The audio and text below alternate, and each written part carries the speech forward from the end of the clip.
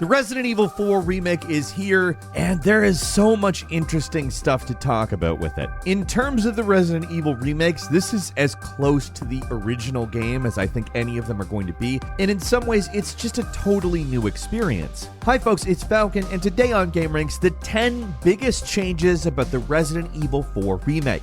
Starting off at number 10, Ashley has been overhauled. Everybody remembers how much of a pain it was to deal with Ashley in the original version of this game, so it really shouldn't surprise anybody that Capcom made it a major priority to modernize her gameplay sections. Right off the bat, they changed how Leon can give her commands. Instead of wait and follow me, the remake has a more vague hang back and stay close. Leon alternates between each command when you press the R3 button, which makes Ashley hang back or follow you closely depending on the command. That would be a problem, but another major change is you no longer have to worry about her health. She doesn't have a health bar anymore, so you don't need to worry about that. She can probably get killed, but her health regenerates automatically, so that's great. One thing that makes it a little more difficult in the remake, though, is there's no longer dumpsters for her to hide in, so you can't just deposit her in a hiding spot while you go ahead and clear out all the enemies before you move on. So that potentially actually makes certain sequences quite a bit more difficult, but we can't say for sure either way until I actually play the game.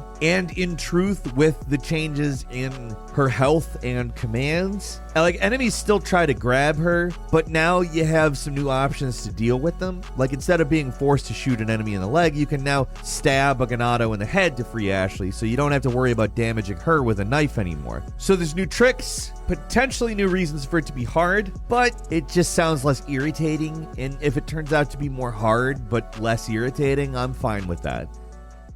At number 9, speaking of knives, the other big change coming to the remake is how they work. In the original game, the knife was basically just a utility tool for saving a bullet when a Ganado was down or for opening up boxes, but it looks like the remake has made the knife much more integral. To start, the knife can actually be used up now. It has durability, and every time you use it, durability gets used up until it becomes broken. To avoid that, you can repair the knife at a merchant. Hear that, Nintendo? Boy, that would be a breath of fresh air in their very wild Zelda game. But beyond that, you can upgrade your knife at the merchants, just like with guns. The reason your knife can break now is simple. Overall, it's just a lot more powerful. You can perform special counters and kill moves when enemies are stunned or knocked over, and you can use the knife as a defensive weapon to protect against attacks that would normally kill you. And there's one real good thing that I like a lot. There are knife parries now. We're getting into action game territory here, and with the proper timing, Leon can use the knife to deflect thrown weapons out of the air and knock back close-range enemy attacks. So, with a properly skilled player, it sounds like the changes coming to the knife are a game changer, and we're really looking forward to just how effective the expanded toolset actually is.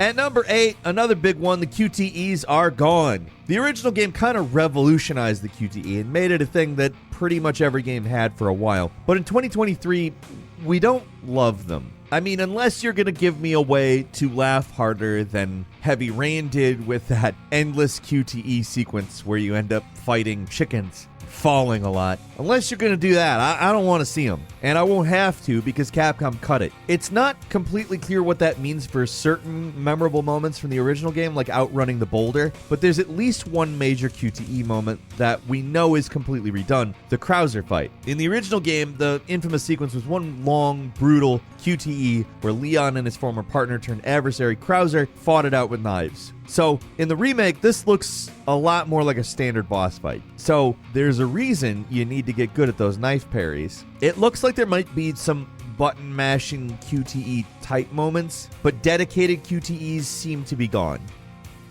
At number 7, new enemies and returning enemies with new abilities. Now, this is a surprisingly cool thing about this remake. It's not just bringing back all the classic monsters, but it's introducing some new enemies. The most noteworthy of these is a new villager type wielding a giant hammer while wearing a cow head. They've been pretty tight-lipped about what else is new, but the trailers have shown off some certain classic enemies using entirely new attacks, like the Plagas B, which will cling to the ceiling before attacking Leon, or the spider-type Plagas that's probably the Plagas C, but instead of crawling out of the head of the enemy, this one looks like it's taking over an unsuspecting cultist. So while a lot of the Resident Evil 4 remake is recreating what people remember from the original, they're also mixing in some new stuff as well.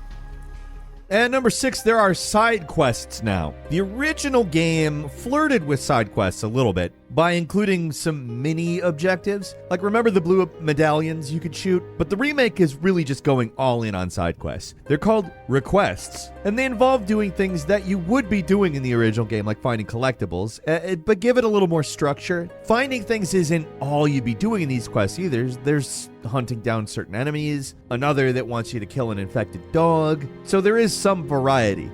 What you get for completing them, I don't know. But just like the recent Dead Space remake, they could give people a little more reason to go back and explore old areas, and I really do like that. At number 5, there is stealth. You can crouch. Pretty much the only time you ever get the chance to get the drop on an enemy in the original game was right at the start in that opening village segment. But it looks like there's going to be a lot more opportunities for stealth this time, and it sounds like you can possibly even avoid certain enemy encounters if you avoid detection. The knife still loses durability after a stealth kill, so it sounds like stealth isn't going to be some game-breaking thing you can use forever, but that isn't the only weapon that can help Leon take out enemies unnoticed. There's also a new weapon called the Bolt Thrower, which by default shoots silent projectiles as well as explosive mines. Does the Bolt Thrower replace the mine launcher? Is it just a similar weapon? I don't know, but these new stealth options should be useful for mixing up the gameplay a bit and might be essential for the higher difficulties.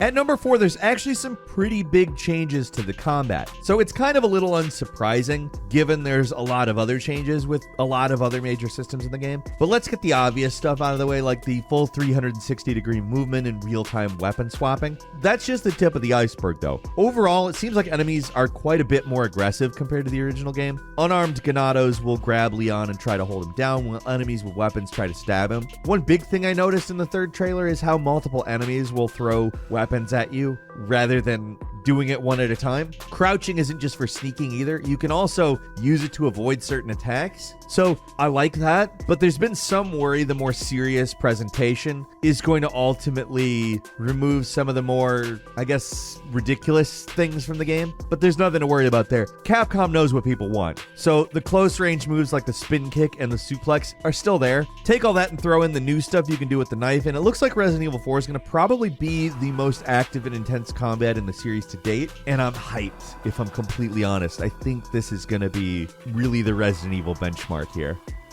At number 3, Ashley isn't the only companion this time. This one definitely caught me by surprise. Louis Serra is a major character from the original game and does help you out from time to time, most famously in the Big House Siege section, but overall he's a pretty minor character. Not so much in the remake, where it looks like Louis has been completely upgraded to a full-blown companion. With him showing up in multiple sequences, he was never present in the original game, like the significantly reworked minecart section. Probably the most intriguing thing I saw in the third trailer was Louis helping Leon fight the twin Gigantes. Spoiler warning for an almost 20-year-old game here, but in the original, Louis was dead by that point, so he's apparently going to be around a little longer in the remake. Maybe even ends up surviving. I don't know. Probably not, but it's still a pretty interesting thing to see that Louis has more to do in the remake.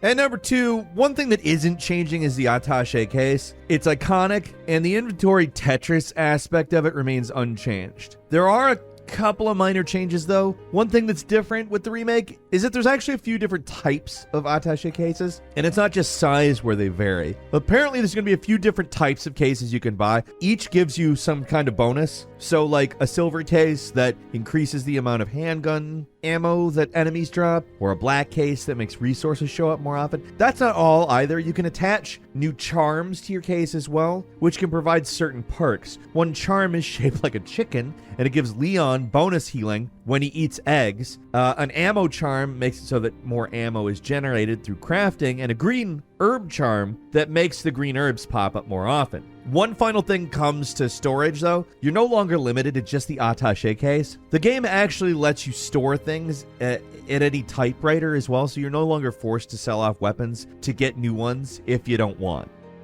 And finally, at number 1, the merchant has expanded his services. So, along with all the normal stuff you'd expect, he has some new tricks up his sleeve. At the moment, not a lot's known about it, but from what I've seen, seems pretty interesting. For one thing, the merchant doesn't just accept pesetas anymore. You can now trade for stuff like yellow herbs and weapons parts with a new currency called jewels. How you get this stuff, I don't know. Maybe it's just what you get for treasures now, maybe a reward for doing requests, not sure. But another big change is, obviously, I mentioned it a little bit earlier, Leon can craft. Like the recent remakes in Resident Evil 8, you can craft ammo by combining materials, and the merchant doesn't just sell his stuff, he also has recipes on hand that can be used to craft new ammo types. To put it mildly, there's a lot of changes coming to the Resident Evil 4 remake, and most of this stuff sounds like smart ways to revitalize the classic formula, rather than completely reinventing the wheel, and that's very good. Before the past few trailers, it was hard to imagine the remake really rivaling the original, but all these changes really make it sound like the developers are making all the right choices. We'll see when it finally comes out on March 24th. Keeping in mind the original Resident Evil 4 casts a long shadow. I'm actually one of the types that had gripes with the original, most of it quality of life stuff, and it's making me at least feel like the remake is going to surpass the original. I think for people who didn't have the same kinds of gripes, it might actually do it. That's not to say it's going to, but it's at least possible. What do you think though? Leave us a comment, let us know what you think. If you like this video, click like. If you're not subscribed, now's a great time to do so. We upload brand new videos every day of the week. Best way to see them first is of course a subscription, so click subscribe. Don't forget to enable notifications. And as always, we thank you very much for watching this video. I'm Falcon. You can follow me on Twitter at Falcon the Hero. And we'll see you next time right here on gameranx.